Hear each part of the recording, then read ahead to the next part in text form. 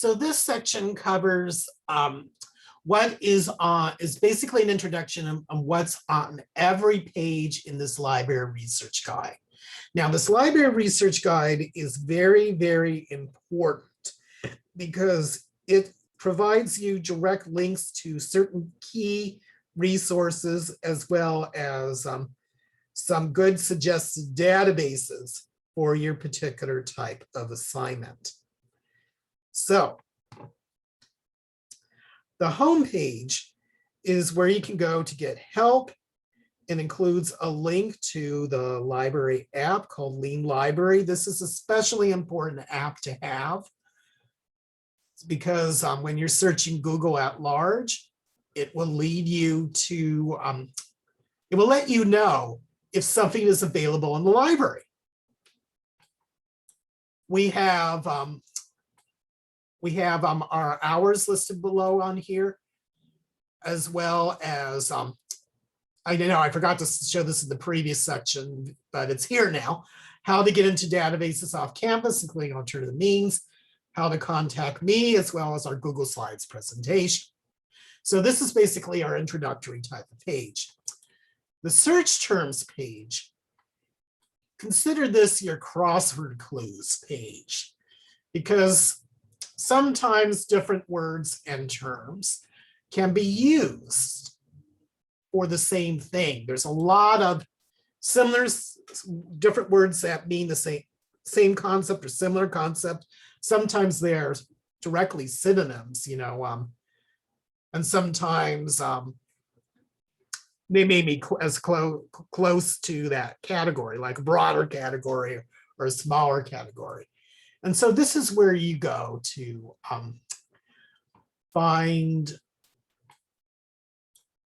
use subject headings that will lead you to particular resources. Now,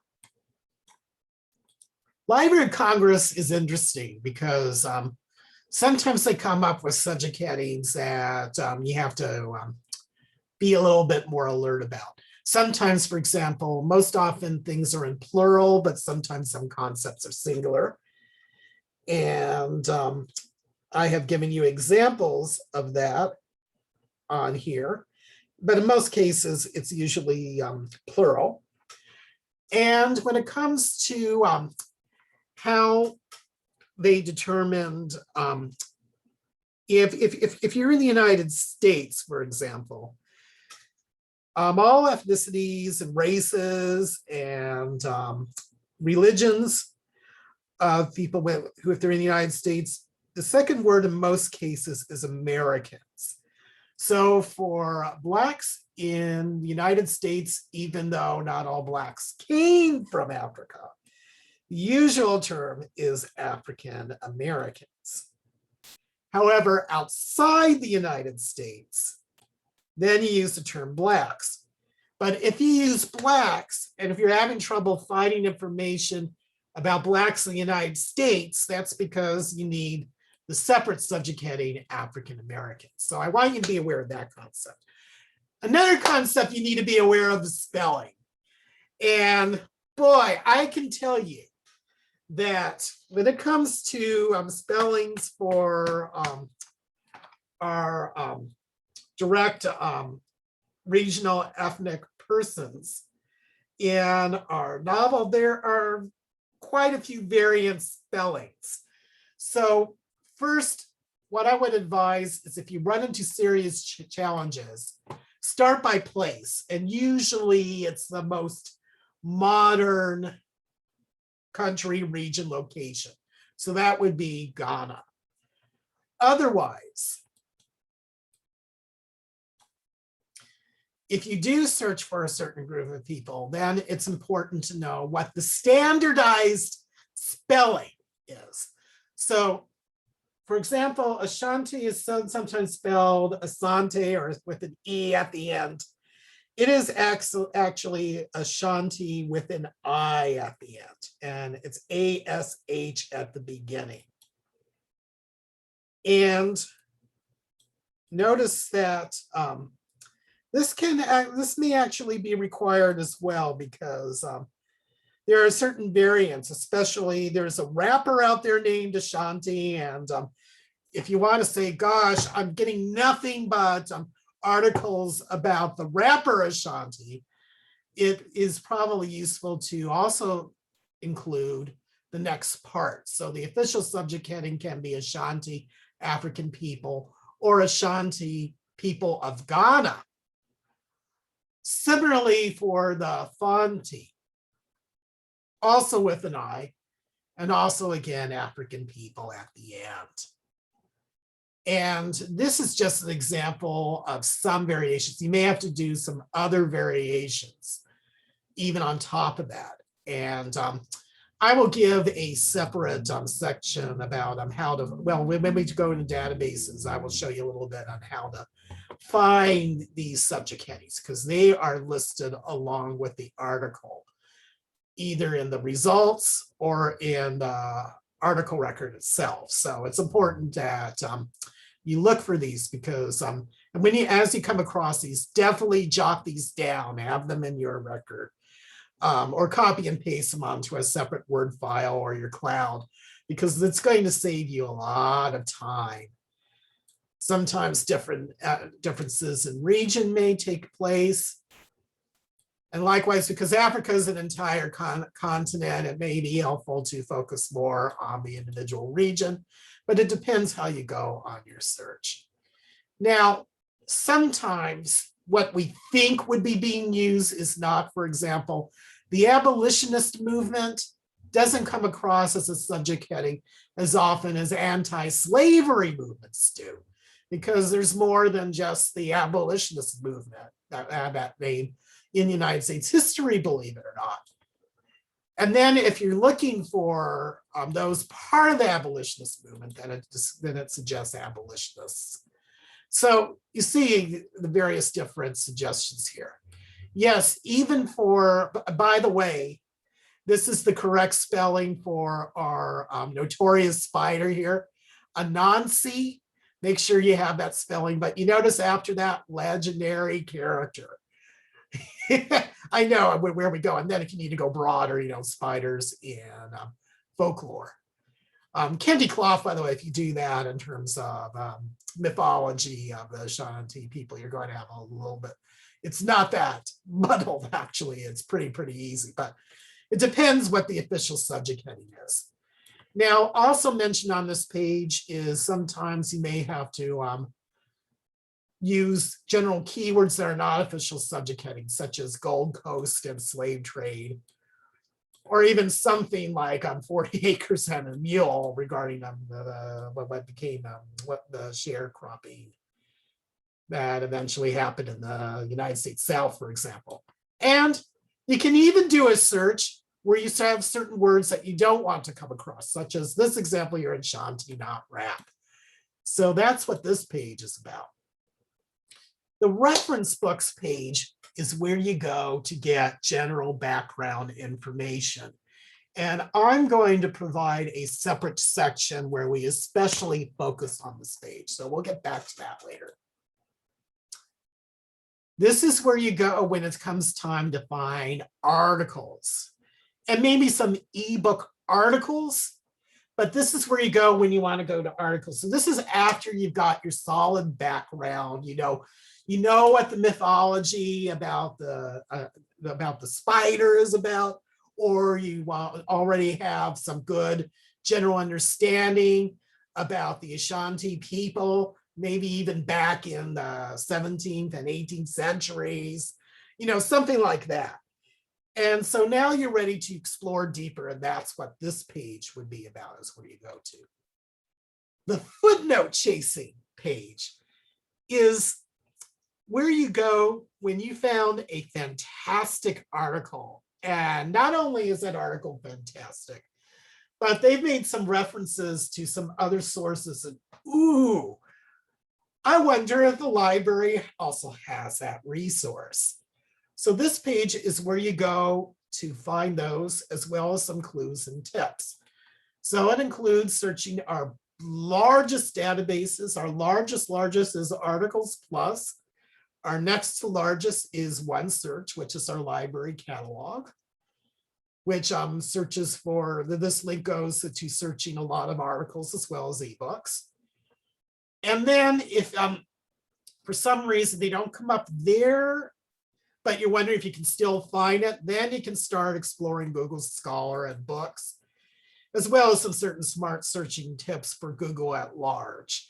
And I would try to go for these tips first rather than just searching Google at large, because as you will find out in the section that talks about Google versus library databases, you'll understand that if you're searching Google, you want to go somewhere specific first rather than Google at large if you can. The how-to page is basically our tutorials page.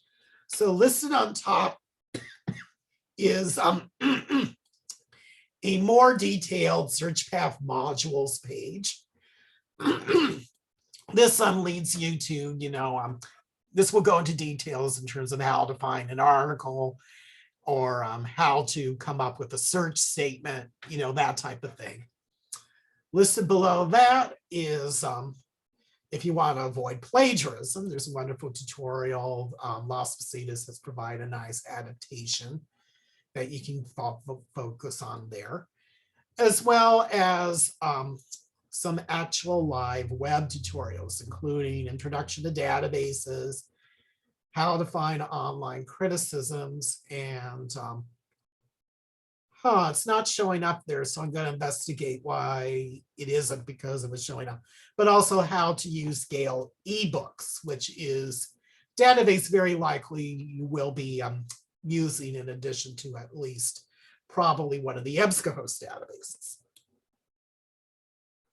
Citing sources is where you go to figure out how to cite correctly.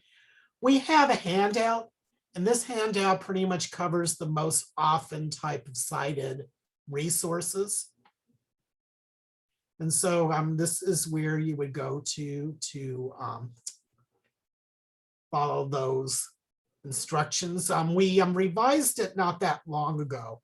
So we think it's rather a little bit more straightforward than our previous version that was out a little bit over a year ago. So if you already say, well, I already have a library's copies, make sure you print this one out. This one's a little bit more friendlier and has some more examples than our previous one. It also includes a link to Noodle Tools, which I'm not going to be covering today. But let me just log in so you can at least get a look at it. Noodle Tools is basically where you go to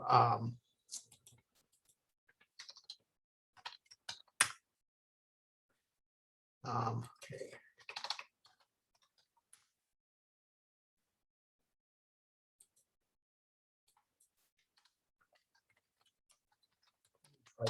I wasn't kidding when I said in my introduction, this is all impromptu. Okay, unfortunately, I can't show you the next part, but this is where you can go to create smarter generated citations. Because while our databases most of our databases do contain a citation generator, they're more often than not 100% accurate. And fortunately, we're using MLA, not APA. APA is where it especially goes awry. But you want to make sure all your spacing and parts are correct. And if you use our Noodle Tools software, which is what belongs to the college, that's where we would recommend you go. And it's especially nice because you can create note cards and go back and forth with your Google document to view those. This page, I'm not going to go into much detail, especially since Homegoing has only been around 5 years. So one, there's no Cliff's Notes on it yet, not that I'm aware of.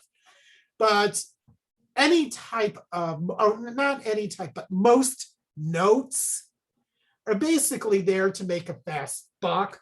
They really aren't interested in quality of resource. And a lot of their marketing is, hey, read our summary instead of the book, which totally, totally disregards the most important reason as to why we take a course like this. We're being exposed to the writer's language, and reading, literary quality that has all of these sort of elements that all those interesting parts that you're never going to just digest if you're just reading something about something and not the original itself. It's like playing operator, and you would totally go awry. And I mean, going to Cliff's Notes is like seeing a movie. No, it's probably even worse than seeing a movie adaptation. But there's all these certain things that are removed from the original, and you may come across an interesting reading of something that you don't fully understand. You have to read the original work. And finally, the author, people who actually write these Cliff's Notes, are people usually trying to make a buck themselves. Like classic example from the Rolling Stone article that analyzed Cliff's Notes was that a college sophomore who needed to make some money wrote hers about the color purple. And at least she was a careful enough reader of the color purple, but she wasn't exactly asked these type of questions. And it wasn't exactly checked in terms of the original work itself. So you need to understand that this is not written by, say, the same type of people who write literary criticisms, those who have masters and PhDs. In fact, anyone submitting, a